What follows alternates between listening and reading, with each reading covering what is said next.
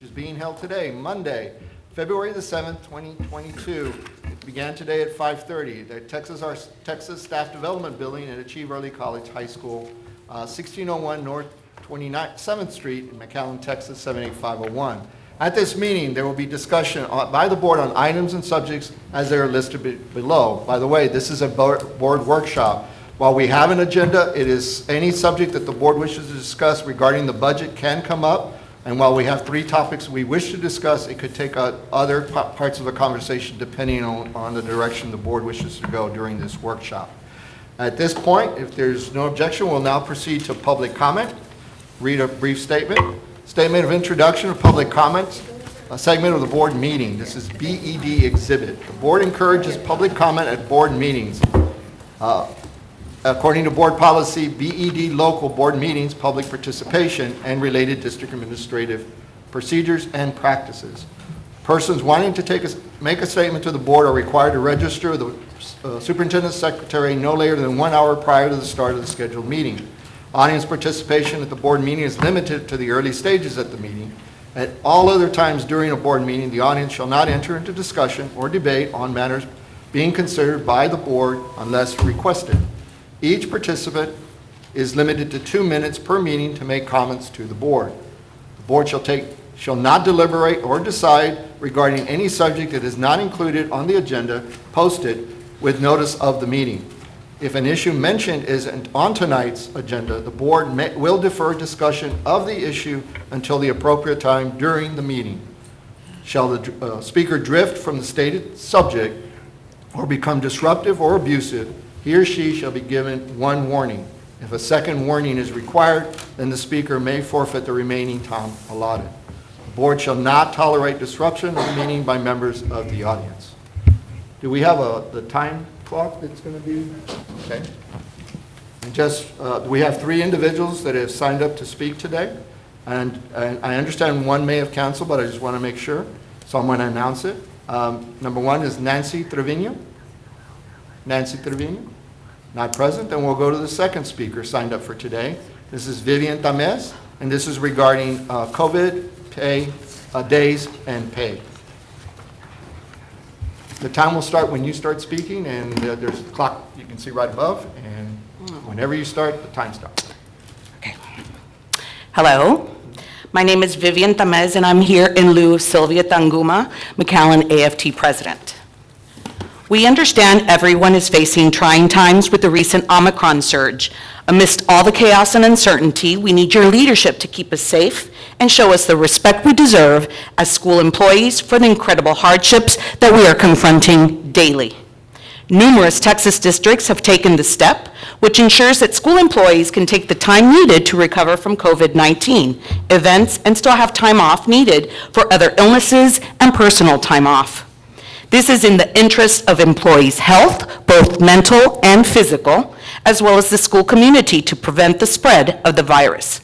We need those 5 days, and they also need to be retroactive. We also need your leadership to begin laying a foundation for the future that can better withstand a public health crisis. In short, that means higher pay for school employees and measures that are lasting to keep us safe. We don't know when we will be able to fully recover from this pandemic. You all have been elected by the public and entrusted with making decisions for our students and staff. ESSER funding has been given to the district to ensure the safe reopening of schools and to sustain it. Current starting pay for custodians is at $10.35. These are the ones that are cleaning our classrooms daily. Pay for campus clerks is starting at $11.28, and they were the first ones there in March of 2019. As elected trustees, you have been entrusted to make decisions that will affect every student, every staff member, and the communities that you serve. The district was granted over $139 million in ESSER funds, from which $20 million were taken for employee retention. Retention is a direct impact to operation of the district. We need those $2,000 remaining from the $5,000. You all have voted to give $6 million to IMAS and to INTA. Every one of you supported this decision. And that decision Ms. is Tamez? not going to give the entities an opportunity to run your schools. So rethink that. Put that money where it's best served to bridge those gaps. Thank you. Thank you, Ms. Tamez. Our second speaker, or the third that signed up for today, is Elise Martinez. It is regarding COVID leave, monies for teachers. Good evening. And again, your time will start when you start speaking, and you have 2 minutes. We welcome your participation here today. Thank you. Thank you. First of all, I'd like to thank you guys just for giving me the opportunity to speak. My name is Elisa Martinez. I'm currently at Roosevelt Elementary. I used to be a teacher for PSJA 14 years, and I applied for 3 years with McAllen because I hold you guys that valuable. I have no regrets. I still believe that McAllen is the best. It really, truly is. But I've seen how hard these teachers work. I'm one of them. We're passionate. I love what I do. I'm 55. I hope to work for at least another decade. I really, truly enjoy what I do. I love making a difference. And because of that, guys, boys, ladies and gentlemen, excuse me, I do agree with Ms. Tamez. These teachers should be given these extra $2,000 to show them how much you guys value them, to show them how much you appreciate all the work that they do. They take home so much work. We really do. And we would like to ask that of you. And also, if possible, those 5 days of leave that all staff should get, we're having teachers ask other teachers to donate their days. I mean, you never know. The mom got COVID, our fellow teacher, and then her child gets it. So she needs an additional days to stay with her because it's just mom and dad. They're both professionals working. Please, guys, I truly love my job. I will not leave McAllen, but show us your appreciation, please, with the extra $2,000 and 5 days of personal leave retroactive to the beginning of this year. We would truly appreciate it. Thank you very much. Thank you, Ms. Martinez. Just one last time, just to be sure, Ms. Nancy Trevino, are you present? Ms. Trevino, you have 2 minutes. The time will start when you start speaking. Once the alarm goes off, we ask that you wrap it up real quick. And again, just thank you for being here this evening. Your topic is lack of paid sick days consequences. Yes, thank you very much. My name is Nancy Trevino. I used to work at Roosevelt Elementary as a 5th grade teacher. I was there for almost 3 years, but this would have been my 10th year as an educator. Last night, I made the decision to resign from my position for the same reasons that we've been hearing. I don't feel appreciated. I don't feel valued. I know that there's other school districts that are paying their teachers that have COVID days, that got their $5,000, that are being paid for the reading academies that many of your teachers are having to do. And I don't see this from McAllen ISD. I don't think it's fair, like I mentioned. If there are other people who are willing to do it, then maybe those people deserve to have teachers like us, teachers who are willing to speak up for ourselves and for our families, because we have families too that we care and love. And so I just wanted to come here and say that, I'm not the only one, and I'm sure that there's going to be more that follow as well. Thank you. Thank you, Ms. Trevino, for coming today. This time, that concludes our public comment portion of our meeting, item number 2. We'll now proceed to item number 3, which Mr. President, I'd like to ask for a reorganization of the meeting, please. Yes, sir. And as you go on to section 3, I would like to go to item number 5, please, the discussion of the 5 days, additional COVID paid leave days, please. All right, we have Trustee Suarez asking to reorganize the item. Do we have a second? I'll second. That's second by Trustee Vela. All in favor, this is for voting on reorganization of the agenda, even though it's an open agenda, but just to be clear, it's item number 5. We're moving it up to discuss at this time. All in favor signify by saying aye. Aye. All opposed, nay. The ayes have it, 7-6-0. So we've reorganized the agenda item. So we'll now proceed to item 5, discussion of the 5 additional local COVID leave days. Dr. Gonzalez. Yes, sir, Mr. President. Administration recognizes that during a world pandemic and everything we've been dealing with, employees may exhaust available state and local leave.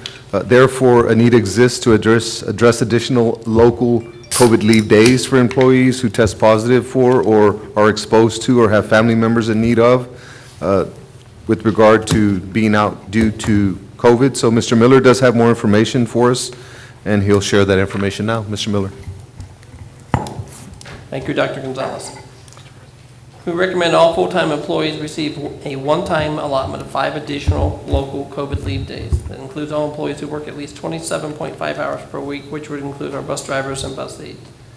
COVID leave days, once board approved, administrative regulations, would be amended to include additional leave is only available to employees directed to isolate if they're positive or quarantine if they're exposed due to COVID. Employee must provide proof of positive COVID test and/or doctor's orders to quarantine due to COVID. And leave days would carry over and can be cashed in upon retirement according to policy DEC local. TASB Policy Services already provided sample policy DEC language if we was to go down this road, and it states, as you'll see on the screen, each employee shall earn 5 paid local leave days per school year in accordance with administrative regulations. And the next part is what we would need to add, and that is for the 21-22 school year only, each employee shall earn an additional 5 paid local leave days in accordance with administrative regulations. And as a reminder, policy changes require 2 board readings to be approved. The only cost for this proposal is for substitutes. Teacher salaries are already budgeted for 187 days, and the district has an established budget for substitutes. And employees would continue to follow current COVID reporting procedures. That's all I had. Thank you, Mr. Miller. Trustee Suarez. I've discussed my opinion before on COVID days, and just because of the way COVID days are defined, I am totally against the word COVID days for several reasons. The first is, and I'm going to give a scenario that I'm a teacher, which would be scary, but if I'm a teacher and I go get tested, assuming and thinking that I have 5 COVID days available, I go get tested, it takes me 2 days to get my test back, and then I come back as a negative. I've wasted 3 days and I cannot cash in my 5 days. So I'm already negative 3 days instead of thinking that I had 2 days to reserve. The other reason why I'm not for COVID days is because I don't feel that it's fair for the people who had COVID last year. I don't feel that it rewards them in any way. I don't think it's fair for the individuals who have had COVID, have had some permanent damages and have to go see doctors and do reevaluations and revisits because of a side effect they had. Under this, they wouldn't be able to use that. And so a lot of times, people, and the perception is that the board does not want to give teachers 5 days, or that the administration doesn't want to give teachers 5 days. You know, I've talked to several organizations, leaders of the organizations, explaining why me personally don't agree with them. On Friday, I had a discussion with 2 members of our administration. It was just a thought out loud that I had. And so, you know, I don't know how my colleagues feel because I don't talk to them prior to this. But I challenge, and this is a workshop, so this is the time to stir up the discussion. And so my scenario would be, why not give 5 days to all the employees, let them use them, so be, and not be so stereotypical of what every other district is doing, because just because they're doing it doesn't mean they're doing it right. I've explained, and we explained it in our last board meeting, is that surrounding districts did give incentive pay. It didn't match up to what McAllen ISD is giving. And so I want everyone listening to this meeting, and I want every person in this room to know that you are being heard. But just because we don't react the minute after our discussion doesn't mean that anyone on this board doesn't believe wholeheartedly that every teacher is worth not only their pay, but their gratitude. We're not an A district because of this board, or because of our superintendent, or because of administration. We all understand that. We understand that we're where we're at today because of our bus drivers, because of our custodians, because of our teachers, and because of the team that we have. But the message needs to be, let's work together, and not always to think that we're against each other, because we're not. But these discussions cannot happen if we don't pick up the phone and talk to each other and not automatically assume that you're not being cared for or that we're not contemplating rewarding you. McAllen ISD is where it's at today because our past board members, our past administrators set a high standard, and that is why we don't jump to quick decisions. And that is why we don't do what neighboring districts do just to be on the front line and say, we did it first. I'd rather say we did it right. And how do we do that? We come together. I challenge administration to look at this and say, why not give the 5 days to everyone and let them use them when they want? And not only are we rewarding the poor individuals that got infected with COVID, but also those that have been fortunate and not gotten COVID and have been to work every single day. And God forbid something does happen to them, like a heart attack or like a broken ankle or anything else that could happen at home, they at least know that they can count on 5 days that they never had. And that's just my 2 cents. Thank you, Trustee Suarez. Trustee Alvarado. Just a couple of questions on the 5 code. I'd probably go to you, Dr. Gonzalez. Are we saying on this that it's not retro? It would be, if it were to pass theoretically, that it would be going moving forward? No, sir, this is just simply open for discussion where we left Okay. off. To Trustee Suarez's point, the administration is open to anything Okay. that the board is willing to do with regard to compensating through, not compensation, but the additional days. So at this point, it's conversation. And for the record, and bear with me, for the record, I did not partake in the last discussion of the meeting because of perceived conflict with my wife being a teacher, but I've got an opinion that I don't have a conflict because it's not going directly to her, but going to all the other teachers. So I'm bear with me because I do have some questions I didn't get to ask the last meeting. Remember, this wasn't in the last meeting. Well, it was kind of related with It was the 2000, which the is. 2000, but then we yeah. had a little discussion on this as well, too. Okay. So Go ahead. even though you're right, though, Mr. President, it wasn't officially on it, but there was a little discussion. So I know the issues with the testing. You know, you get some false negatives. You know, with some of the potentially with some of these home and the PCR test, there is some supplies. Sometimes they're not there. But what we're seeing, what I'm reading on that is, if a doctor says you have COVID, then that would be accepted by the district in lieu of not having a test. I'll give you an example. If I had COVID and I had symptoms, or I feel I had COVID and I go to the doctor but I don't have a test, but the doctor says, look, I don't have any tests for you right now, but you have COVID, we're going to treat you, you need to isolate. And he or she writes that you have COVID. Would that be acceptable, Ms. Benavides? That is correct, absolutely, Awesome. because we look at a lab test confirmed positive case Yes. as a case for isolation, but we also, when you have symptoms, have to presume that you have COVID unless it is otherwise explained with an alternate diagnosis. And it can't be me saying, I think I have COVID, so I'm going to isolate. That wouldn't qualify for us to 5 days. You would have to get a medical opinion to. Well, if you have the symptoms, we have to assume that you have COVID unless you have an alternate diagnosis, and that's how we've been operating for the last 2 years. Perfect. Yes. Okay. But my question is, though, if I feel I have COVID, I don't test, and I submit, I say, if this were to pass and I want the 5 days, would we honor that, or would we still want the employee to at least get on a teleconference, telehealth call with the provider to confirm it? We don't require it. Okay. But at that point, you're presumed positive until Okay. it can be otherwise explained. I'm splitting hairs, but it's going to happen. And it's Absolutely. helping me with all my, get the Yes, no, information it's a good I need on question. this. Good question. And so if an employee had COVID over the break, December break, and they can come back and submit that and say, Mr. Miller, Ms. Benavides, I had it, the doctor confirmed it, I visited on this day, would then they be given, if we were to include that, if it was included in that we go retro, then they would give them 5 additional days? If it was voted on.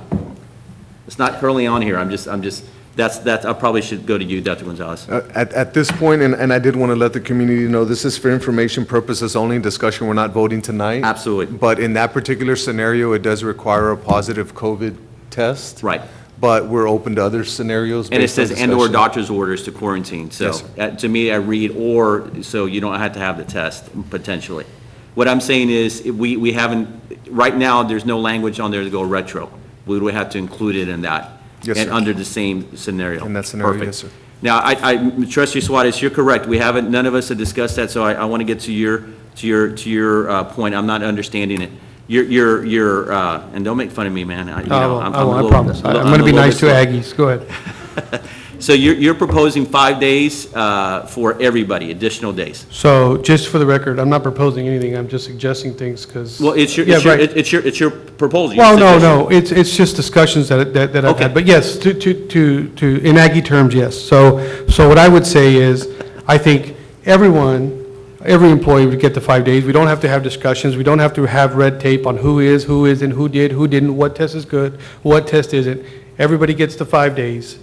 You use them when you want. If you don't use them this year, you're fortunate enough not to get COVID. You've been rewarded for being part of our district. You've been rewarded for going through these hard times. You've been rewarded for and appreciated by this district, and you use them the way you feel you think you should be used.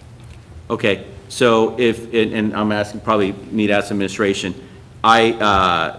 do we carry over days? Is there a limit that we can carry over? What's that amount? No, sir, you You carry can over carry as days. much, so it's not the same like mine where I lose it, so Well, I don't use it. Whenever, 75 for Yeah, retirement? 75. yes, sir, you carry your days, but you cash out You at can- 75 days. 75 days. You don't have 75 days to use them. When you retire, you have up to 75 days. So like in You mine, carry over all I days. can only carry over 40 every year at my job. So that's not what we have here, right? You carry, okay, perfect. 40 days a year? 40 days? Are y'all I mean, hiring? 5 days, It's 40 hours, 40 hours. 40, I was just making sure you're paying attention. I told you he was an Aggie. Nobody believed me. Let me ask this, and Mr. President, since it's a workshop, we're probably giving a little bit more latitude on it. On the agenda is also, well, before I get to that question. On the 5 days, Dr. Gonzalez, that Trustee Suarez referenced, is there money to pay for that? Yes, sir. At this point, we've budgeted for salaries already, so it would just be a matter of allowing them to use these 5 additional days as they see fit. The cost would be the substitute, or the cost would also be on the back end if somebody retired and cashed out their 75 days, or if somebody passed away while they were still with the district, then those days would go to the beneficiary. Okay. And I know, some scenarios were brought up. There's a couple of teachers that I know unfortunately don't have any days because of some unfortunate events and, some passings due to COVID. And anyway, they're trying to get other days. If we pass the 5 days, then automatically goes into their account. Yes, sir. Okay, and then you have another teacher, there's teachers that don't want to miss. I mean, there's some that don't want to leave their fellow teachers by themselves, and they feel they have to go to school, so they're going. I mean, I think there's a perception, not here, not anybody on this board, but I hear it out there, oh, teachers don't want to go to work. I said, I don't know what teachers you're talking about. Teachers I know, they want to hide their symptoms. They don't want to get tested. They want to show up to work because they know we're shorthanded on substitutes. So I think this scenario, Trustee Suarez, and what you discussed, I like it because it gives them a little bit of options. I don't want teachers going to work when they're sick, but also want to reward them. So if they want to cash out later down the road or carry it over the days, they can. They would carry over the days. The only time they cash out is when they retire. Yes, and they would only be 75 days. So we have some staff members that have 300 days, 150 days.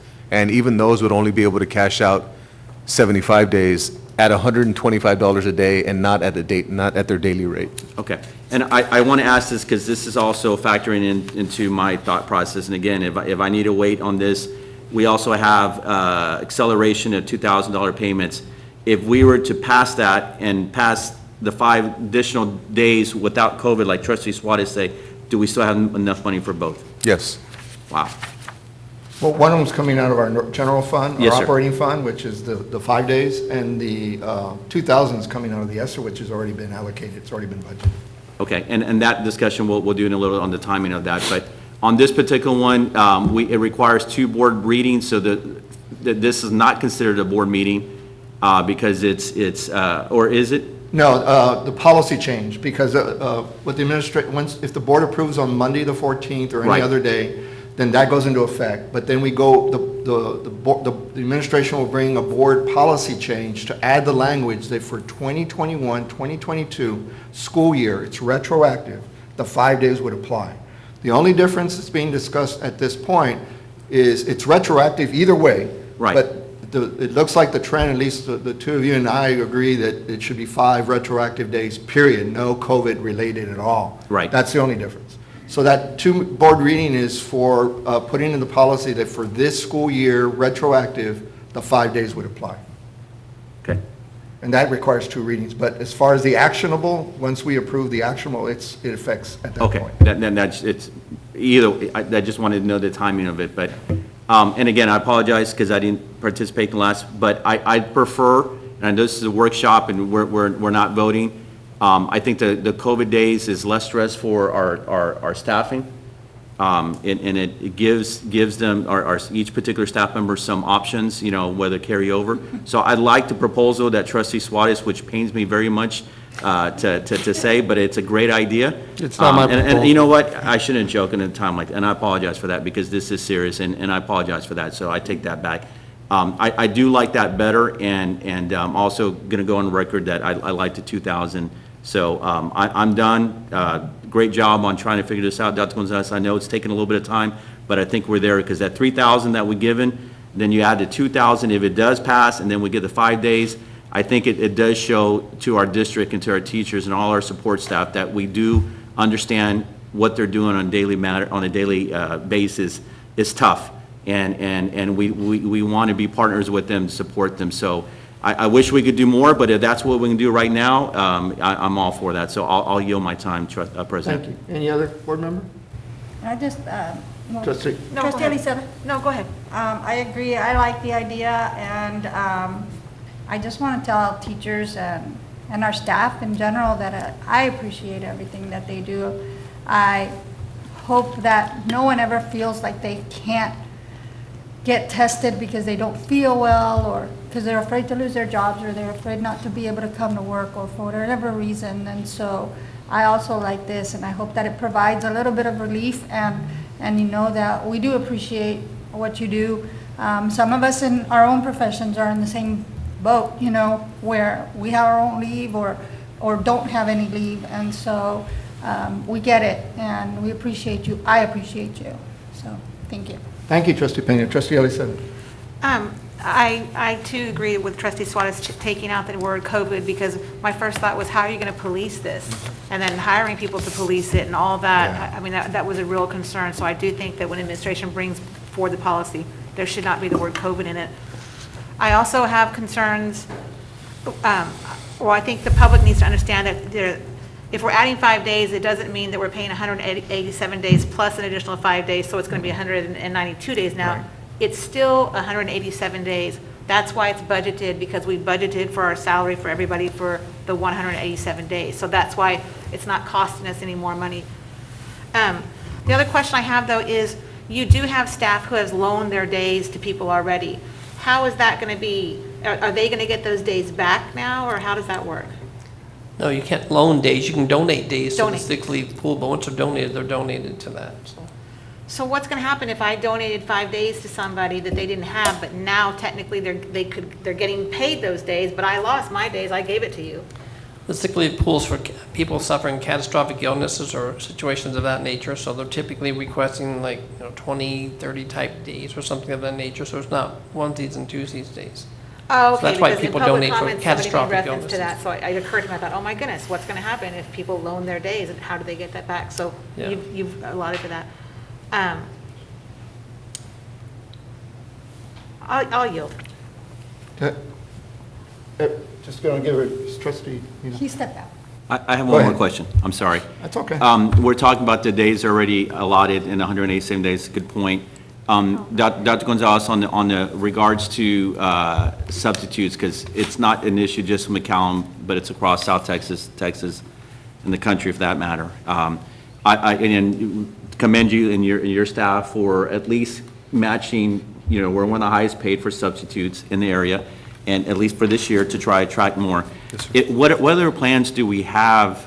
Because I think the only downside I see, and I prefer just to throw it out there, and I may be totally way off base, but if I am, please correct me. If we give 5 additional days, that might put a little bit more strain on some of our teachers, because then they're going to, more inclined, maybe potentially take some days, which I'm in favor of, they need it. But then that might leave us still short with subs. So what's the plan, besides the pay, for us to attract more subs? At this point, the last percentage I got was a 92% fill rate. Good. So that's a very high fill rate. I don't know if we've gone below that or we've gone above that, Todd. Yes, sir, if I may. So our fill rates, like on Thursday, was 93%. Friday was 86.8%, which is very good for a Friday, Yes. obviously. But we're talking like think about this, we're talking pre-COVID substitute fill rates. So that's across the board. That's the districts, that's principals, that's teachers working together, minimizing training out of the classroom, things like that. So we have a little over 500 substitutes registered, and we're processing 70 more applications today. So our fill rates, I'm happy with the fill rates. I'd like to see I am 100%, too. so. Mr. Alvaro, too, just to answer your question, some of the surrounding districts that went ahead and gave the COVID dates and put limitations on when they can use them, I think that puts a bigger strain on the district because they're kind of forced, it's either use or lose, and this way, there's no such thing as use or lose. I mean, you have them as... No, I agree. And So I think it actually helps our situation with our substitutes. I agree, and I think we're better off in subs, but again, I mean, I think last time before we increased the pay, it was in the 70s, or it was, there was sometimes maybe it dipped that low, or 80s, or either way, it's increased because of your efforts. What I'm trying to get to also is, because I know as we get towards the end of the year, there might be some situations. I think you said something that I was going to touch about, 70 new applications. Some people don't understand that you can still apply and become a substitute teacher. So maybe that's something Mr. Berry and his team can work on, and getting the word out that we're paying a really good rate. You have support of McAllen ISD. I've heard some people say when you up the rate, and I had to choose between surrounding school districts, I'd rather come McAllen because I know the support's there when it comes to discipline and other issues and stuff, what have you. So I just want to point out, because I think a teacher might say, well, everyone might take somebody might not a teacher, but somebody might say, what's going to happen now is someone all takes on a Friday, and so I just want to let you know that there is a plan. Yes, sir. And the other thing is, I brought it up, Ms. Fee, and I just want to bring it up again. We give the 5 days.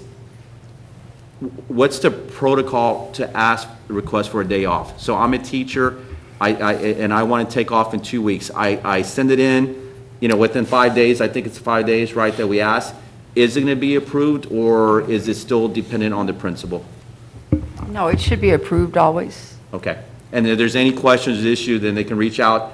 Obviously, you talk to the principal out there, and then move on. I'm just bringing it up again because I've heard that sometimes it's hard to get days off, and I understand principals are reluctant to let teachers have personal days off because they're short-staffed it is, and I've heard some teachers say, well, I'm afraid to ask a day, and I get it. I'm not trying to open a can of worms. I'm just trying. This is the workshop, Dr. Gonzalez, and I think we're trying to be just throw everything out because I love this idea. But if we're going to get 5 days and then not going to allow the teacher to get the day off, then it kind of defeats the purpose. So I just want to make sure that we're all in agreement on the process, and if there's any issues, they can escalate it. Okay. Yes, sir. Trustee Farina and then Trustee Alisa. All right, so obviously, we've caught a lot of heat for waiting this long. I mean, obviously, COVID started in 2020. We've been through the 2021 school year, the 21-22 school year now. This is obviously going to be retroactive for this year, but what's the plan going forward? With all the different variants that have come out, what happens, and at what point do we decide 22, 23, this is going to be a contingency plan in case we need it going forward, or this is going to be something that it's only good 21, 22, take advantage of it now while we have it? No, I think at this point, these days will carry with you as long as you're with McAllen ISD. Okay. So that's something there. Now, moving into the future, we know it's a very dynamic environment that we're in now. So if we find ourselves in a situation where things get worse down the road, we don't know, then we would reevaluate. But these 5 days would be where a staff member could carry them and even cash them in at retirement. So these are for the teachers that are with us right now, 21, 22, but the new teachers that are coming in next year, they've got no stake in the game. There's no reason for them to, if there is another variant as we start the school year and you know, the holidays come about and we have that post-holiday stress that we've had, those teachers are just, you're out of luck? Anybody who's not currently an employee, yes, it would be one where if you're talking about a teacher next year, it would be an issue. Now, if somebody's hired during the school year, then they would get the additional 5 days. I mean, we'd have to talk that through, but if I'm hired, if it's approved on the 14th, let's say, for example, and a teacher's hired on the 25th, then they'd still have the 5 additional days. The 5 days, yeah, but, Because it's within the academic year. yes, sir. Right. For next school year and beyond, it's just you get your 10 days, 5 state, 5 local days. See, I think that puts us in a dicey situation because if there is another variant, then when a teacher exhausts their 10 days next year, you know, we're back at square one. I'd like to see a contingency plan that is already set up that goes, if there's a threshold that's met through county reporting that we hit this number, then this would activate these 5 other days that could be used down the road. Just my 2 cents, because I think, you know, we thought we got past it, you know, early last year, and all of a sudden the Omicron variant came out and it's had this effect on us. So I think we need to kind of stay one step ahead of it and say that if our region, if our county hits this percentage, then these 5 days become available. I just, not that I want to give away days like that, but I think we're doing an injustice to our teachers if we only say, you're only taking advantage of it during the 21, 22 school year and going beyond, you know, it's up to you to manage your days, your 10 days. It's my 2 cents. That's what I was going to say as well, is what happens, you know, I want to take the word COVID out of it, but then I want to leave the word COVID in, because what happens if the pandemic turns into an endemic? It's just something, COVID is a natural, it's like the flu, it's native to us now. We're going to live from now on with COVID. So you will, what Trustee Flynn was saying, you will in 2022, 23, 23, 24, you will need those 5 days. But then how do you police it? Because you will have some people take advantage of it, you know, and so then, so now I'm like, well, maybe leave the word COVID in, or maybe put something in there if, you know, if it's declared an endemic instead of a pandemic, it triggers it.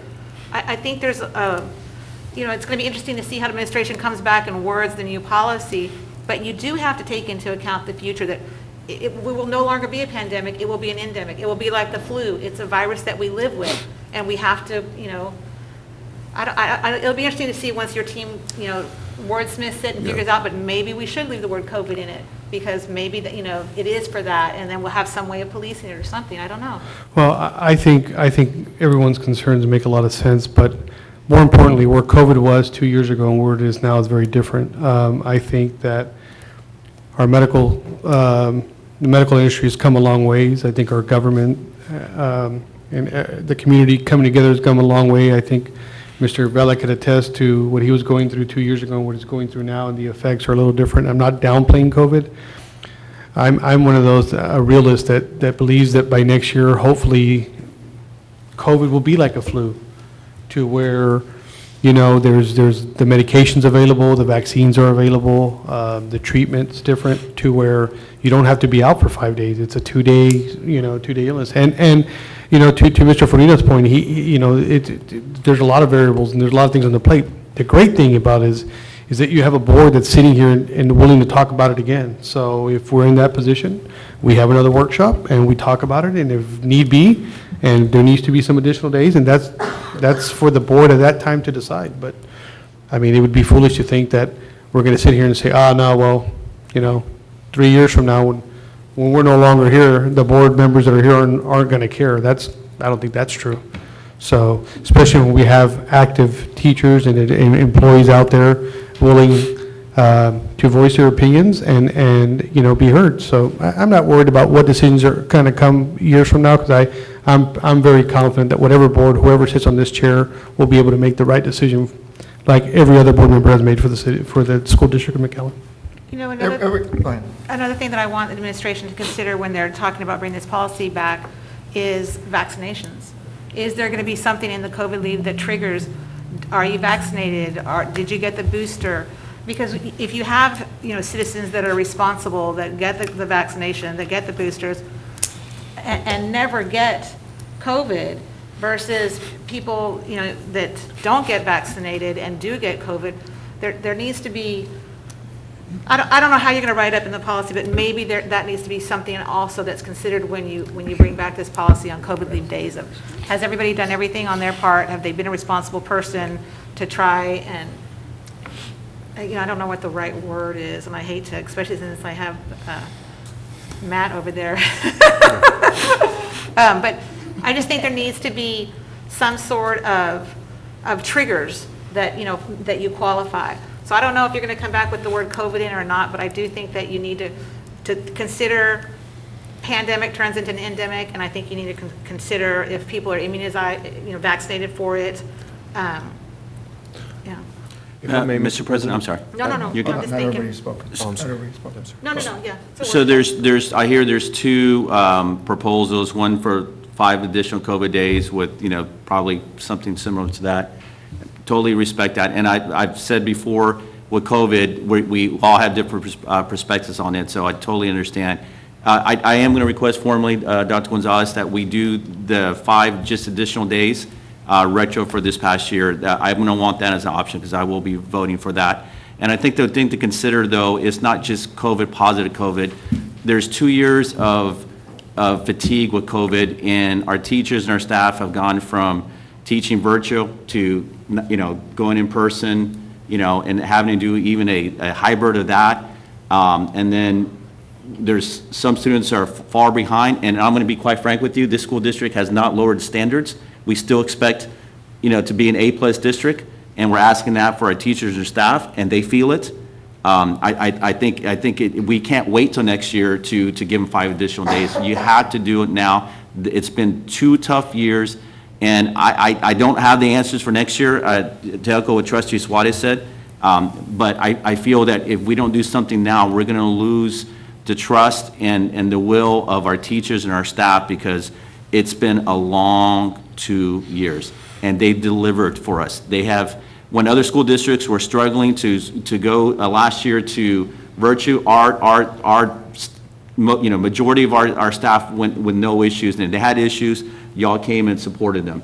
And I think this year too, we're asking them. I mean, other school districts are getting days off, and I know people are asking me, where's our day off for weather day and what have you.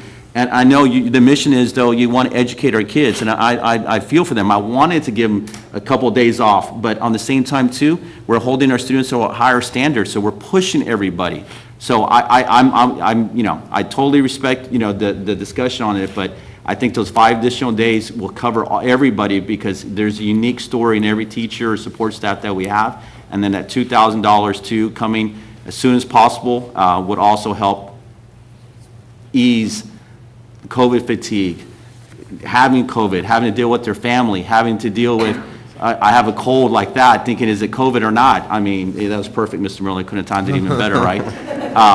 So with that, Doctor, I'm pretty, I know I could talk about this all day, but I just want to be clear from my perspective, if whatever options you have, I'm going to want that 5 days and the 2,000 on the next board meeting. Yes, sir.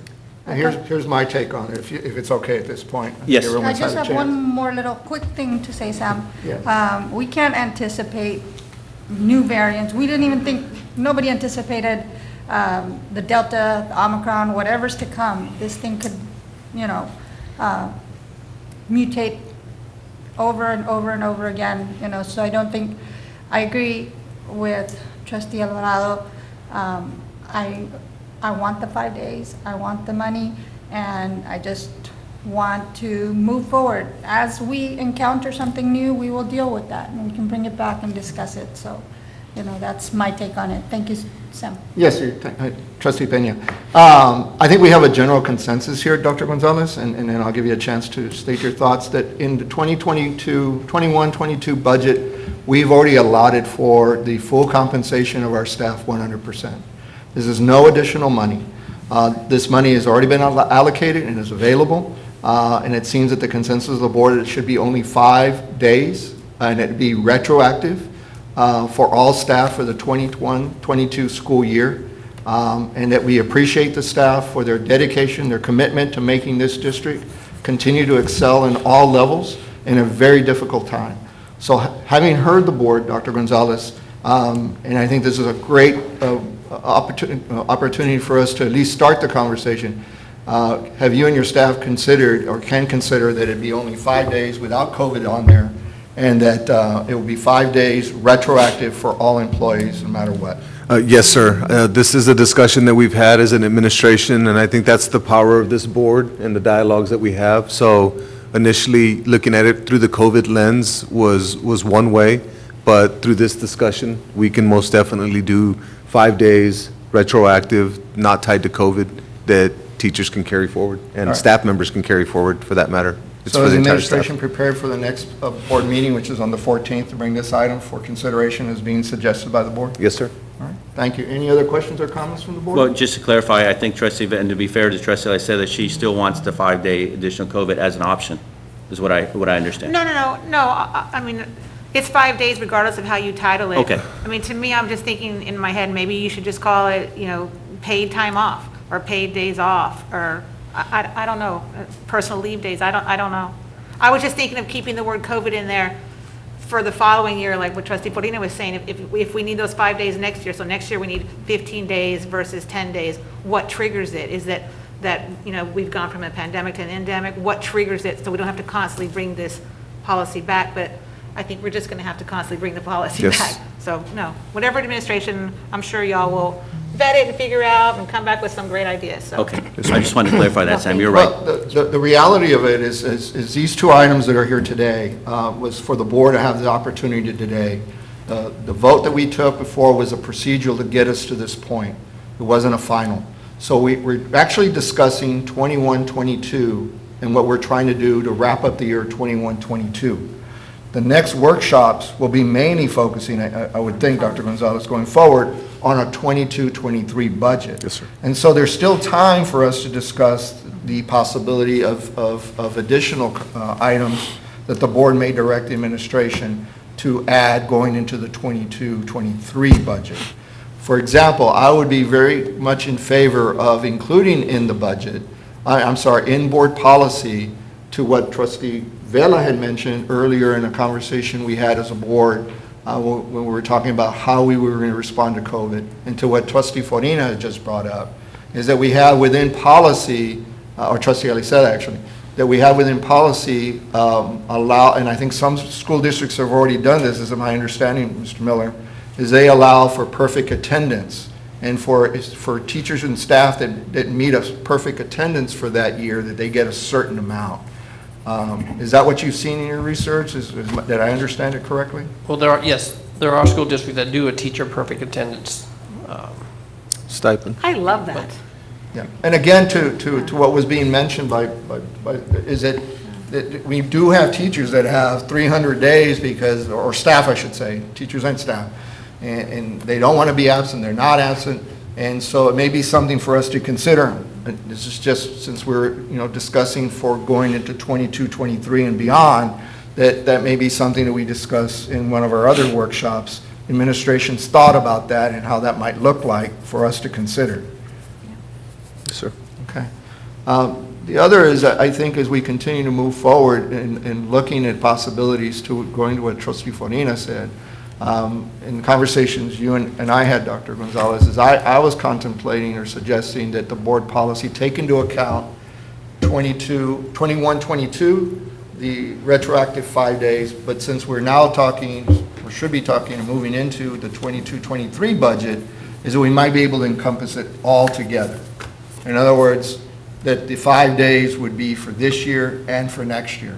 Again, at this point, we're just discussing 21-22 and wrapping up the year, but again, we have another chance at bite at the apple that we could be discussing as a board. Do we want to bring into the 22-23 the 5 days again in anticipation of, and maybe that has a different language to it than the 21-22 budget is at this time, which I totally agree. It should be non-conditional to COVID. It should be retroactive. If staff needed it for other conditions and family members, and lost those days, now have a chance to recover those days, up to the 5 days. Maybe I misunderstood what you're saying. So are you saying the 5 days now, it covered this year and next year, or we're going to do 5 days for this year and then talk about 5 days for next I year? don't want to muddy the water. Right now, we're just wrapping up a conversation that the board has been having and had on that meeting, the last Right. meeting. The 5 days had not been on the agenda before. Yeah. We wanted it to be on the agenda for the 14th, but it made sense when the officers were talking that we put it on the workshop, so we had a chance to filter. And I'm glad we did, because we'd be having this conversation on Monday and voting something down that we really want, but we Yeah. wanted it in a much better way. Yeah. That's what was suggested today. I'm saying that we get into the 22, 23, next several, Gotcha. we have 5 more workshops that we start discussing and considering what we might do going into that. and Perfect. Should the 5 days be there for next year and what that might look like. Perfect. So that the community We're on the same will know, page, yes. And we know this up front. Going into the school year. Exactly. Yeah. Exactly. Good Again, point. I'm not buying and selling on that end of it. I am bought, sold, and ready to go forward on this other one here. And I appreciate your comments, and Sam, you have, Yes, sir. I have a couple other things, but, you know. I want to address something because it keeps coming up, and Dr. Gonzalez, I want to give you an opportunity to address it. Part of the ESSER fund, majority of ESSER funds close gaps. And everything that we have voted for as a board, we have had different workshops talking about different projects. And we haven't all agreed. On the Quinta, I had some initials, I voted for it. And then, on another measure, I did not, because I was worried about this, but nevertheless, we have all voted for it. What we discussed, your team has discussed in great details, every project that we have used ESSER funds is to close gaps. Whether it's now, next year, in the future for our students in our district, correct? We've used ESSER funds to close gaps. We've also used some ESSER funds for facility replacement and correct. renewal. Everywhere we've used ESSER, it's been within the rules of how we use ESSER. And if you look at ESSER 3 as an example, in ESSER 3, it says you have to use at least 20% for student learning, and we've used 55% for student learning. So that's just an example on where they gave us a stipulation on ESSER 3. On ESSER 1 and 2, there was no stipulation on what had to go to student learning. But I did want the community to know and our staff to know that we were given guidelines to say that you have to use 20% of ESSER 3 fundings for student learning. We've used, what is it, Cindy, 55%? 55%. I know this is a workshop and we don't have to really follow, but I don't think we should muddy the waters. We're talking, that's coming out of operating, and so I don't think we should be talking about anything ESSER right now until we go to the next agenda item. Good point. Good point, that's fair. That's fair. Yes, ma'am. Again, this action or this conversation the board is having has nothing to do with ESSER funds. This is our normal budget for 21, 22, wrapping it up as to how we want to direct the administration to bring something to us on Monday, the 14th of February. Well, I think the reason I brought it up, and I'll finish with Okay. this, there is a perception we're not spending money on this because we're using ESSER funds for something else. So maybe I should clarify it that way. And you so were right that's- to bring it up and clarify in that regard. Yeah, and that's what I meant, and probably I didn't ask it the right way. It's what we've done with ESSER funds is, and this is something separate. We just maybe not acted as swiftly, but I understand we're here now, and we're moving forward, so it is what it is. Yes, sir. Okay. Well, I've learned a long time ago, there's a time and a place for everything, and the time for us to have this conversation was today. And this gives us a lot more latitude than a normal board meeting does, because it's very fine, you got to stay real focused to the subject matter. Yes, A sir. workshop, we get a lot more latitude, so that's why we're going to have, what, 5, 6 total, this is the first one of 6. so. And I know we're going to agenda item 1. Can I, and I said I don't think we have a lot to discuss on agenda item 4, so I'm going to make a motion request to move it up next on the agenda. Second. All right, we have a motion to reorganize the agenda by trustee Alvarado, second by trustee Suarez. Again, this is just reorganizing the agenda. We're not voting on any particular item. All in favor signify by saying aye. Aye. All opposed, nay. The ayes have it, 7-0. Proceed to number 4. This is discussion of the accelerating remaining two $1,000 payments for retention stipends. Dr. Gonzalez. Yes, sir, Mr. President. Administration's recommending that we accelerate the remaining two $1,000 stipends for retention stipends for a total of $2,000 to be paid to eligible employees on or about March 11th, 2022, and Mr. Miller has more information for us. This is for information purposes only. So moved? Just kidding. Okay. Mr. Miller?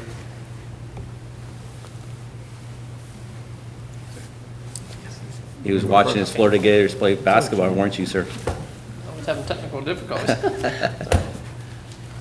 We good? Well, No. Thank you. So administration is recommending accelerating the remaining two $1,000 payments for retention stipends for a total of $2,000 to be reimbursed from the elementary and secondary school emergency relief ESSER 3 funds.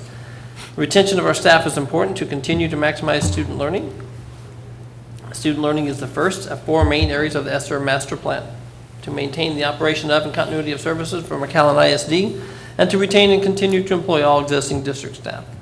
Eligibility for this stipend would be all full-time employees employed by the district for at least 27.5 hours per week, which includes our bus drivers and bus aides, and employed by the district as of January 25th and remain employed as of March 3rd, 2022.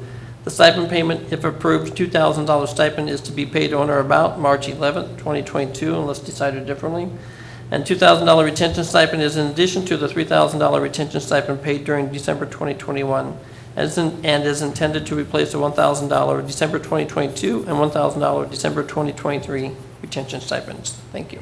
Thank you, Mr. Miller. Trustee Suarez. I just want to echo what I said at the last meeting. I'm 100% in favor of this, and I appreciate the administration bringing it up for discussion. I'm totally committed to the 2,000, and it's committed that day, but there was a procedural thing, again, to get us to this point. This is something we should do. It's the fair thing to do, and it's the right thing to do. And I didn't discuss it because I had a conflict. I don't have conflict, so I will be supporting this.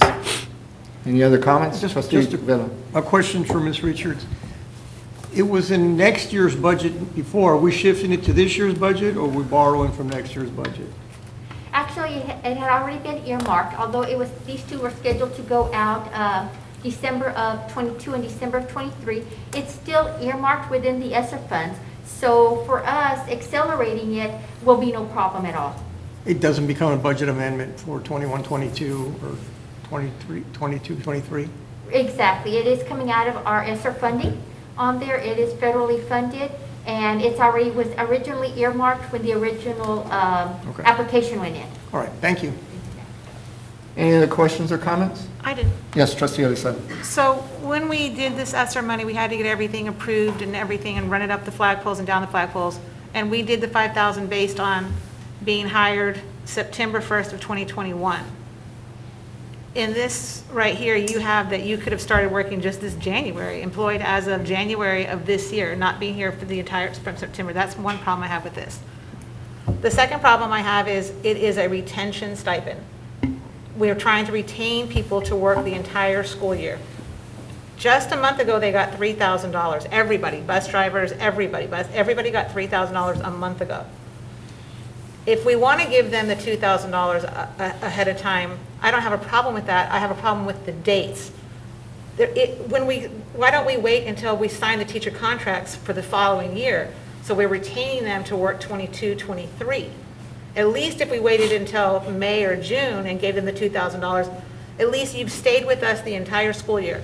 From September 1, not January, to May 20, or May 31st, or whenever their school year ends, or June, whenever their contract ends. It will kill two birds with one stone, so to speak. It will be true to our intention of retaining. That was our intention of this money, was the retention stipend. And it'll give everybody, because everybody is under, I mean, this has been very stressful for everybody, and everybody has incurred a lot of financial, it's been a loss for everybody. Not only, losing family members, but it's been a financial strain on everybody. So I get that, and I understand wanting to move it forward to help our employees. But if we're paying it in March, it doesn't kill two birds with one stone, so to speak.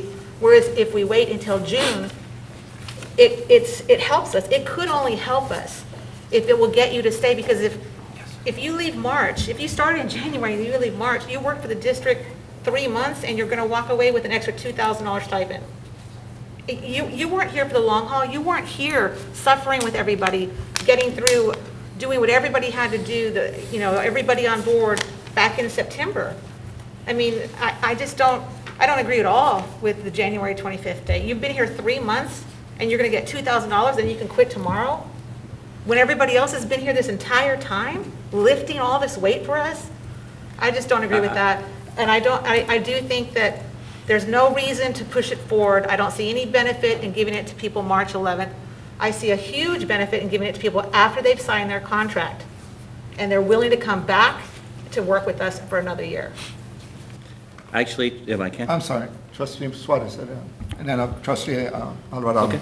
Sorry, he'd already said. No, that's fine. This is just my opinion.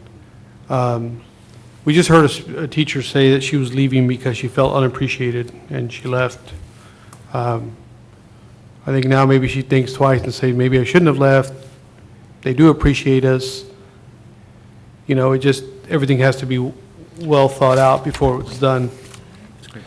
Initially, when this stipend was given and we were looking at the retention, we didn't know that we were going to have teachers quitting and leaving the profession. And so Trustee Alizada is right. The initial intention was to retain them.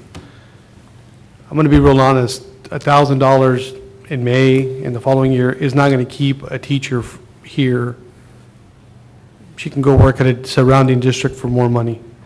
The teachers that get up every day, the employees that get up every day, get up because they love what they do. Call it a retention, call it whatever it is. They earmarked money because the teachers and the employees deserved it. And while Ms. Alizada might be right, it's not fair for those that are going to quit after they get their $2,000. I think it's a very small percentage. I think 98% of the employees are going to come back after spring break knowing that, look, we got a couple more months left. I do this because I love it. I don't do it for the money. I do it because I love it. And I appreciate that our district accelerated the money ahead of time, and they thought of us first. And I could be wrong.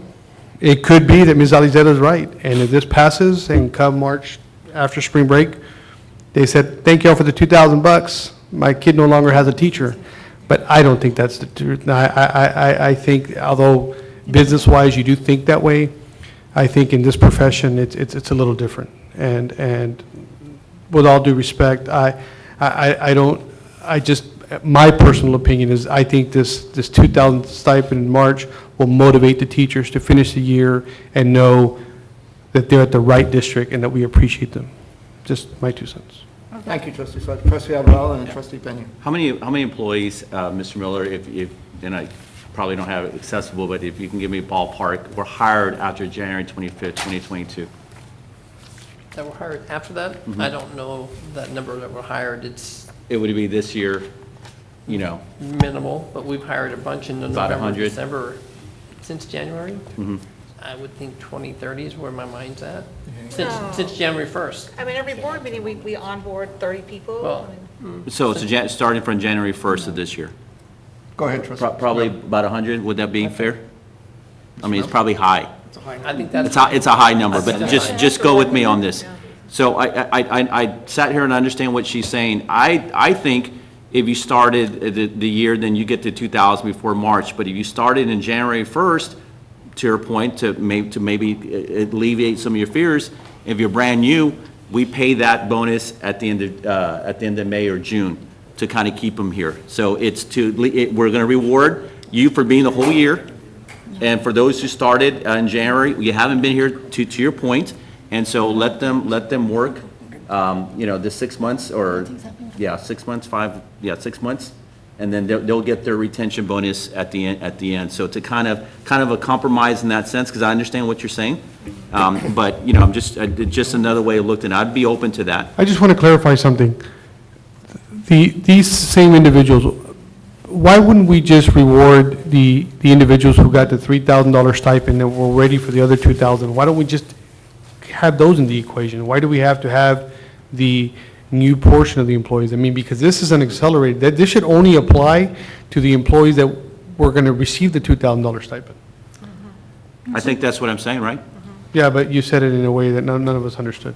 I'm just Actually, I joking. understood it. It makes sense. No, I mean, I thought that's what we were doing. I thought we were just going to, that the people who we owe not we owe, but that we were going to give the $2,000 to, we were just going to accelerate it. That's it. I don't think we should complicate it. But you know what? I do want to reward those that came on January 1st. They've been through it as well, too. They're not going to get the whole 5,000 because they weren't here last year in December, right?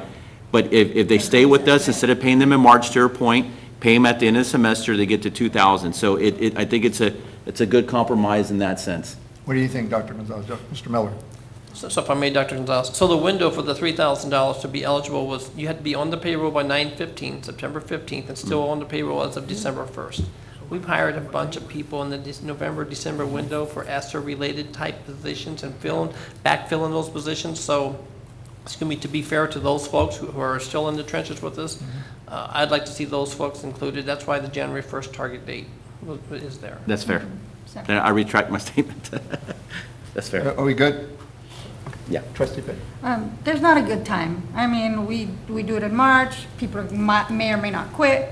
They may take the money and then not renew their own contracts and say, you know what, I'm not coming back, and they've still got the money. I think the important thing is that COVID has really strained all of us, especially psychologically, mentally. Everybody's tired. We're tired, and I think that this really is a time to step up. If we've got the money allocated, let's give them what they're due. And if they came in December and November and December, when things were really, really uncertain at that point, right? We didn't know if we were going to come back virtually or not. They came back when they could have said, you know what, I'm just going to wait it out and sit back and wait. We needed the help, and they were here. And, they shouldn't be penalized. And gosh, you know what? Let's give them the benefit of the doubt and say they're going to stay. And if they decide not to stay, not cool on their part. And sorry, I got to say it the way I feel it, but that's the way it is. It's not cool. If you got here January, last week, and you leave on March the 12th because you raked in a couple of grand, well, not cool on your part. And hopefully, wherever you decide to go, they may find out. Karma can get you really bad for doing things like that. But I do think that when we needed the help, these people came in and said, we're here to help. I need a job. I want a job. Let's just make sure everybody gets what they're due. When, we were all told, we were expecting that when the vaccine came out and you got vaccinated, things would turn for the better, things would turn the corner. Definitely need to get the vaccine, definitely need to get the boosters, definitely you got to do everything you need to do to protect yourself, the mask, got to continue to do that for the foreseeable future. What we didn't expect was Delta, and that really hit hard. What we didn't expect was Omicron. And now there's a new variant that's coming out, or subvariant, and that's supposed to be more contagious. Couple that with the inflationary period going at 7%, and it's just eating away at everybody's salary. I mean, when gas was, it's $1.50 on average more than it was a year ago, and just in the last week, it's already gone up 20 cents. It's over $3, in some parts of the country, $4 a gallon. And then food prices. I can go on and on. We know the story. The long and the short of it, whether we call it retention, whether we call it anything else, as far as I'm concerned, I think it's our position as a board and the administration is we appreciate you. If nothing else comes out of this meeting and you all go out and visit your community and go back to your memberships and to your campuses, is that this board of trustees, this superintendent, this administration, this school district appreciates you. And this is a wrapping up of 21-22 budget, and we're going to be discussing what we need to do in an innovative way going forward, and we're going to have to do that together, continue conversations.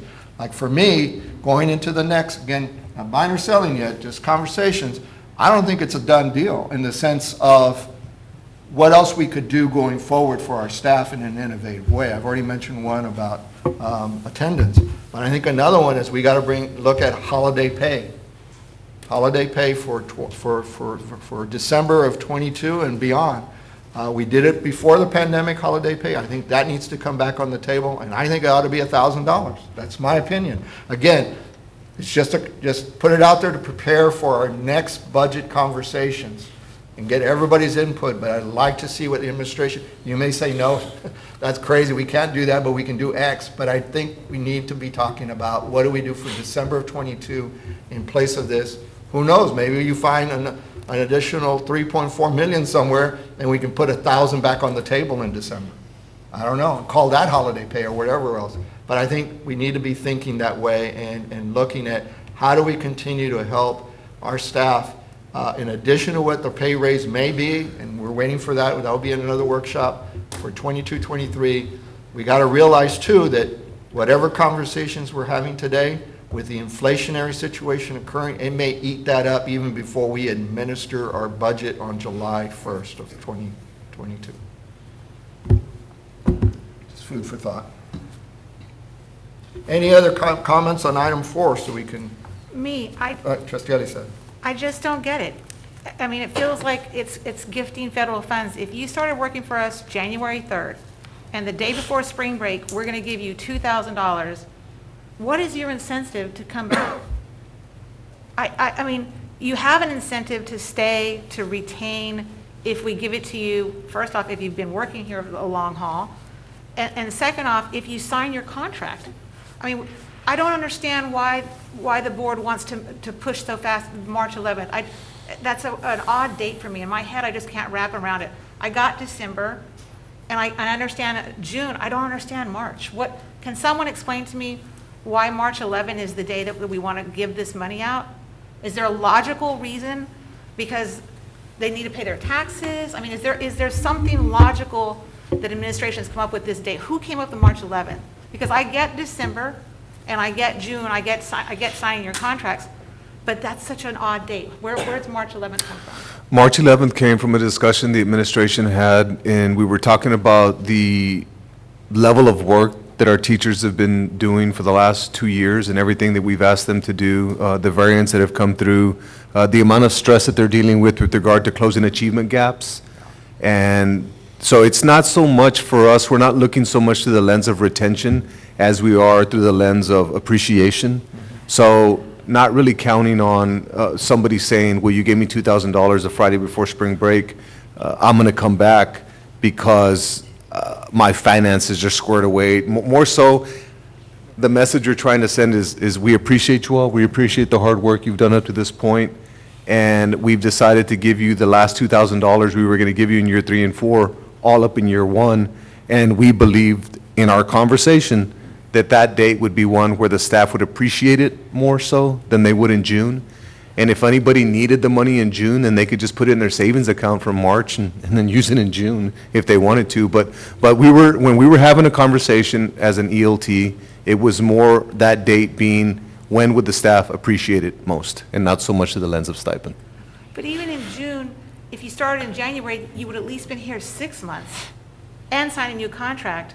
In March, you could have been here 3 months. We give you $2,000, you go on spring break, and you never come back. The other challenge we were having is that we're competing with other districts to hire high-quality staff. Right? So right now, it's a supply and demand issue. So we wanted to make sure that as we hire these people, even though they're coming in later in the game, that they also feel appreciated so that they stay with us. I mean, the one variable that we can't predict is whether somebody's going to come back or not. And I don't think it's going to hinge on that stipend. I think it's going to hinge on just life and whatever they're dealing with, relocation, somebody gets sick and they have to take care of them, things like that. I think those variables will keep somebody home, but I think there are very few that will leave or stay based on that stipend. We're going to go round and round, Yeah. but I just see it more as a signing bonus. When you sign your contract to stay, thank you so much, we're so indebted to you. And, even maybe up the amount, maybe make it more than 2,000 because you stayed through all this. But I just don't get an employee that's worked here 3 months giving them $2,000 that quickly, but I'll stop. Anybody else? Trustee Peña? If I'm a brand-new teacher, or even a seasoned teacher, or somebody, that's a teacher looking for a job, I want to be at McAllen ISD. And so if I can land a job at McAllen ISD in January, and then I'm going to get an extra bonus in March, great. But I landed a job at McAllen ISD I'm not gonna take $2,000 and leave on March 12th or whatever the case may be, because I'm in McAllen ISD. I think that says a lot about our district, and I want for everybody to feel appreciated. The date to me, Trustee Alisa, it is an odd date. I see how Dr. Gonzalez explained where that date came from. I go back to that. There's not a good date. And all of these people showed up when we needed them. We continue to need them. We'll continue to need them after that. I mean, after these 2 years, it's been, our teachers need a break too, and they need help, and we've got help. And if they happen to land at a place where they get a little something extra, I think they're gonna stay. I think they're gonna see how well this district treats the people that work here. And so for me, that date works. If we push it back another date, that works too. But right now, that date looks good to me, and I'm in favor of it. Sam, if I can. Trustee Alvarado. So 2 years ago, we went to spring break and we didn't come back. We went virtue. So in a way, I could argue that this mark of pain, it's not exactly on the same day, but it's close. That for 2 years, they went virtue, and of course we had the hybrid and all this to discuss. So that date, this payment coincides with that, so that's huge too. I think the other thing is too, I think Dr. Gonzalez, you said it well.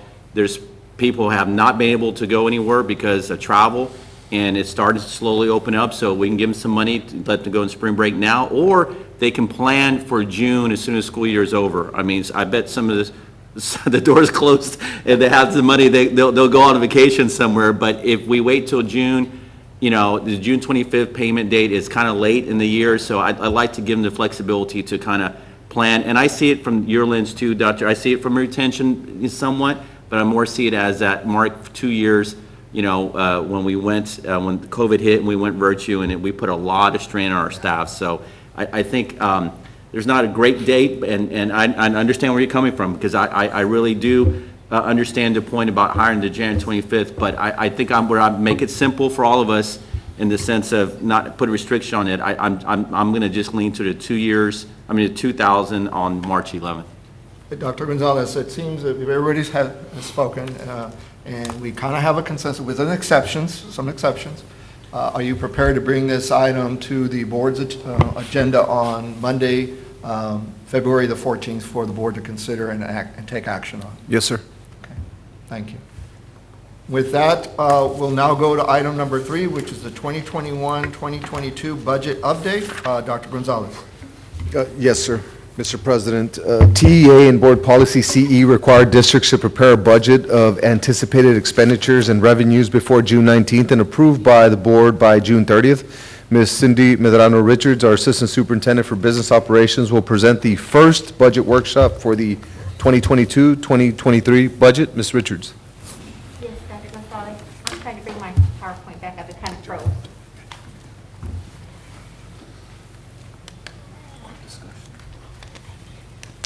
Is it in our packet, your PowerPoint? Yes, it is. It is? It is. It wasn't attached to the agenda packet, but it was sent, it was separate PowerPoint within SharePoint.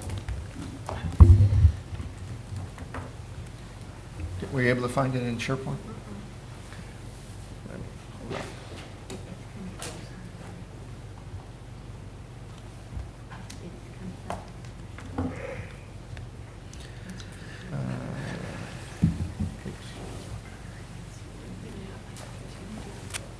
Mr. I'd like to order some pizzas for us.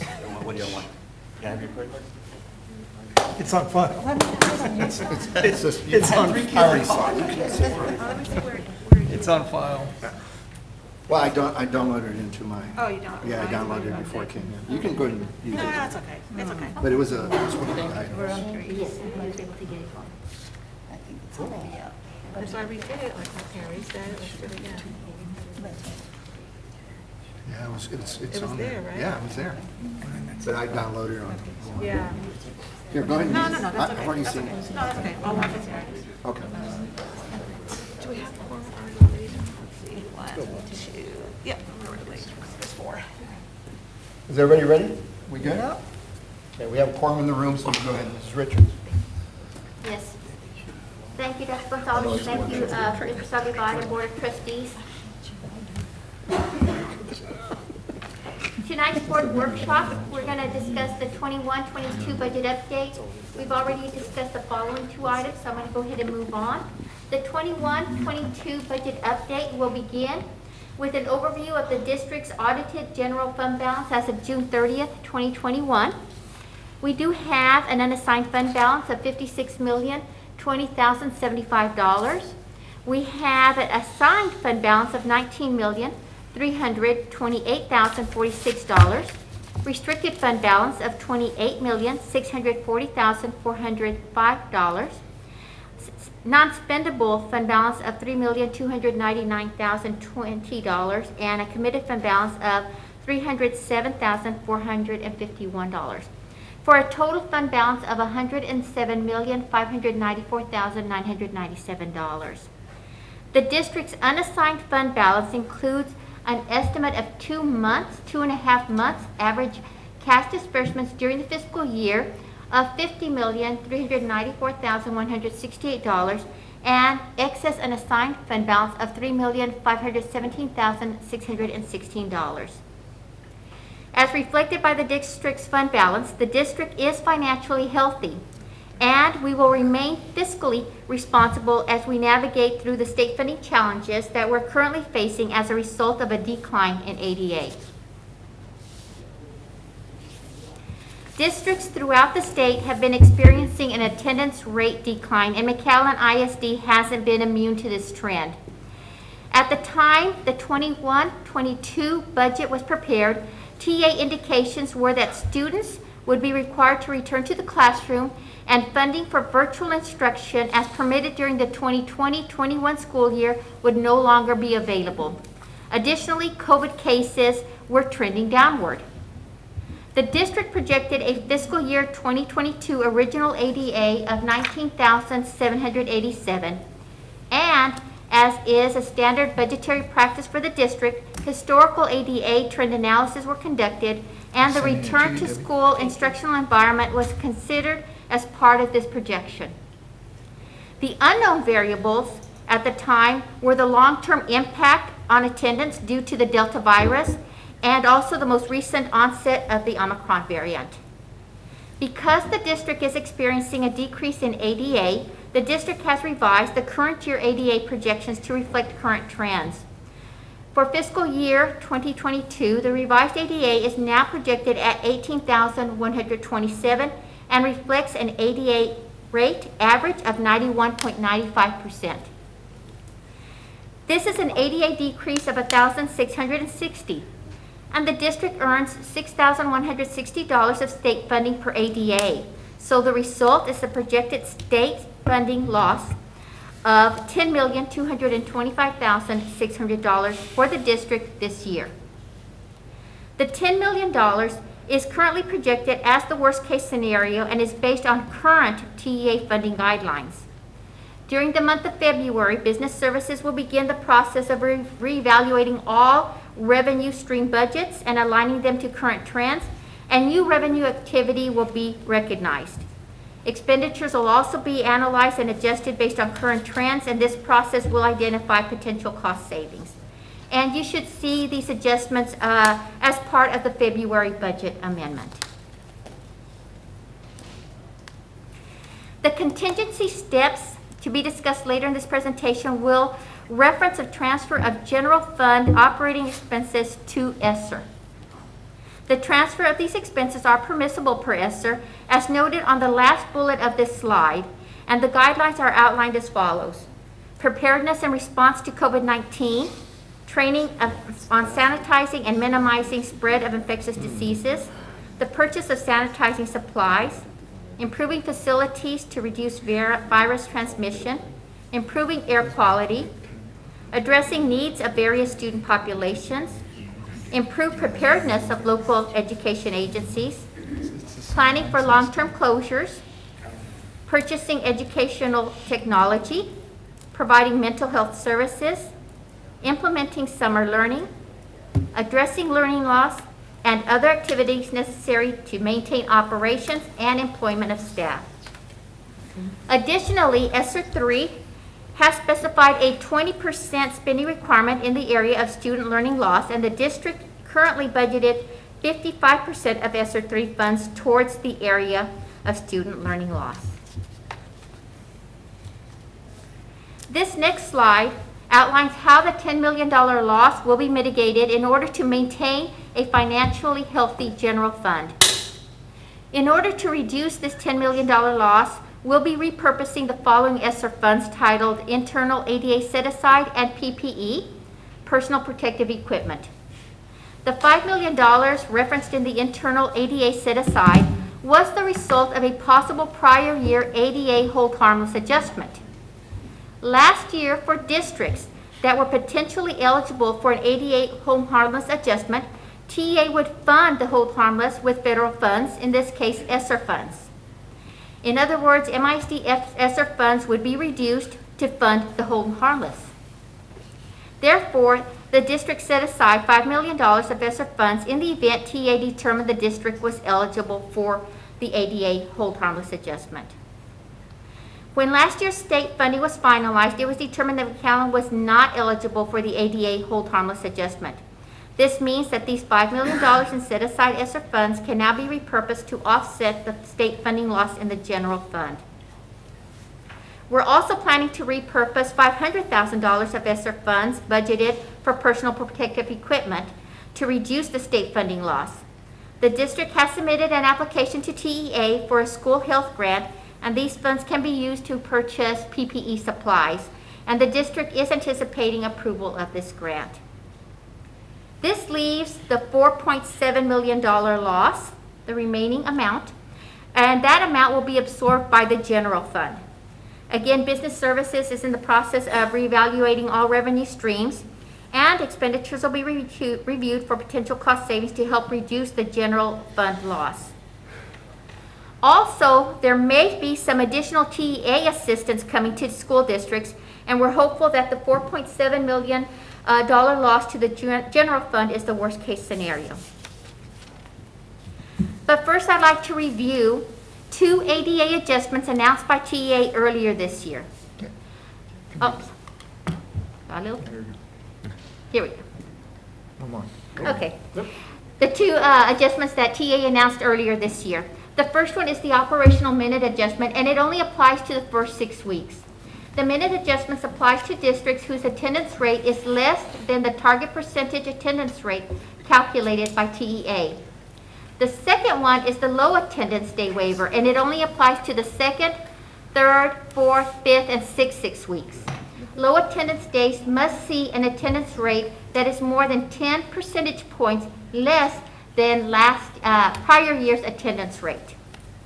Now, the impact of state funding to the district as a result of both the operational minute adjustment and the low attendance day waiver can't be determined at this time because ADA data from the entire 2nd semester is needed to finalize calculations.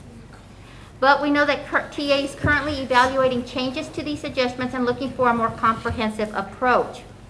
We do remain cautiously optimistic that TA will address the ADA funding concerns. And as previously mentioned, school districts throughout the state have experienced an attendance rate decline. This is prompting TEA to explore options to ensure school districts will not experience significant financial difficulties. We'll continue to monitor state funding and leverage available funding opportunities. This does conclude my presentation, and I'm open for any questions that you may have. Thank you, Ms. Richards. Any questions from the board? I do. Trustee Fonino. So, Ms. Richards, the low attendance day waiver, it only applies for the 2nd through the 6th 6 weeks. Are those 4 or 5 attendance days, or is that just one day? That's where we can apply our waiver?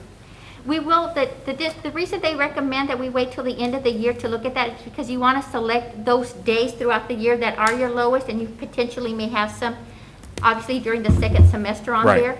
So we will be reviewing that and applying for all those that do qualify. So we can have up to 5 low attendance day waivers? That's my question. Up to, you're asking if we can have up to 5? Up to 5. It's based on the minutes, if I'm correct. I think it's 4,200 minutes is the maximum cap that you can apply for waivers. Okay. And those are all district waivers, including the low attendance waiver. Okay. And then on the contingency steps, the state funding loss, it's number 7 on our packet. The PPE due to the new school health grant, that's $500,000. Is that capped at $500,000 or could it be more? I don't believe I have, Mrs. Williams, do you have the amount that grant was submitted for?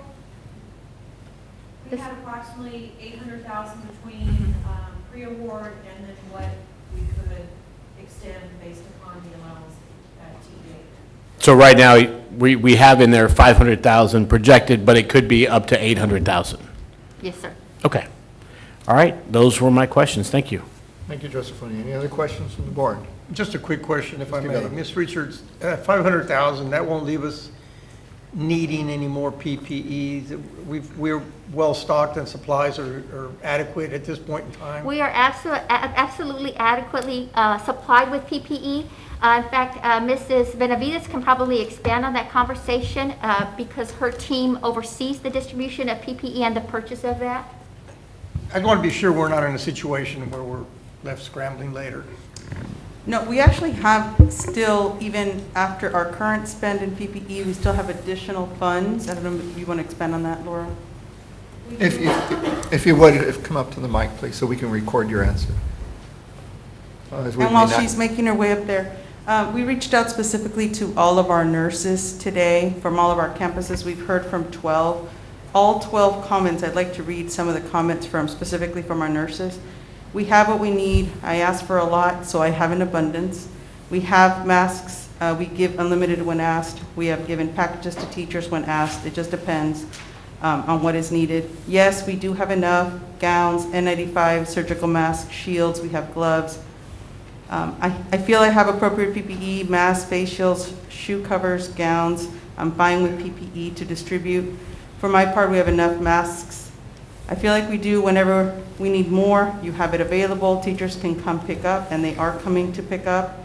Teachers have asked for KN95s. We have them. We have distributed. If I need more, we will definitely call and let you know what we need.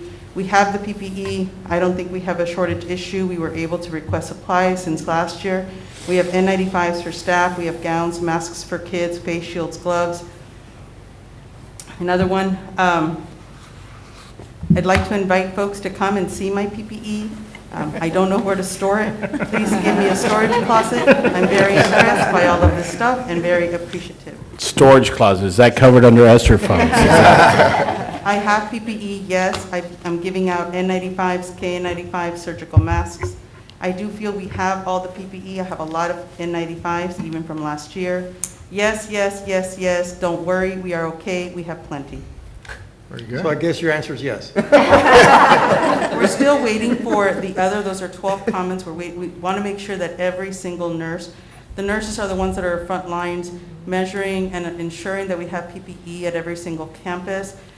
We want to prepare a memo from HR to go out to all of our employees so that they know that there is no reason to feel that we don't have it. We absolutely have, and what we don't have, I can guarantee you that we urgently will get, because this is a basic need that we want to address with every single student and every single staff member.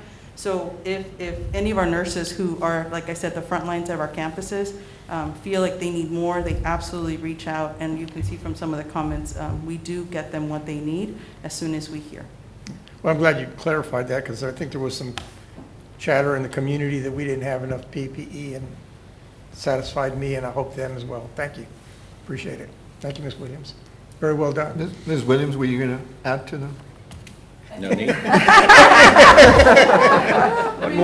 do have money set aside, a little over $1 million within ESSER that we can expend up until 2024, which is our carryover period. So I'm not worried about not having the money set aside for additional PPE. We have applied for the school health support grant that Ms. Richards did mention previously, so I think we're setting pretty good for PPEs for the remainder of the ESSER grant. Okay. And I think even at the rate of consumption, we would have learned by now going into the future budget cycles that we can replenish that with general funds. So I think, good process. Thank you. Any other questions or comments? I do have a question. If staff, and I appreciate that there's going to be a communication, that's going to be fantastic, obviously. But right now, until the communication, if staff member says, I'm using the same one, I've had it for a month, they could easily just walk over to the nurse's station and ask for a box or whatever, however you distribute right now. Is that correct? Okay. Thank you for your Our work. school clinic has been our central hub for the school community, and that's where we have COVID testing available. We've been testing pretty excessively since the beginning, since we got back from break in January. In fact, our nurses were actually quite overwhelmed with the amount of COVID testing that was being requested. We have seen the numbers come down a bit because, as you know, when we got back from the holidays, there was a bit of a surge. And I really want to just commend our nurses and all of our staff who were dealing with this when we got back, because our number of cases were quite high. We've seen now a steep decline of cases in the last few weeks. And during that time, it was quite stressful for all involved, right, to make sure that we maintained a good pace for our testing. So we do have COVID testing available at every single campus.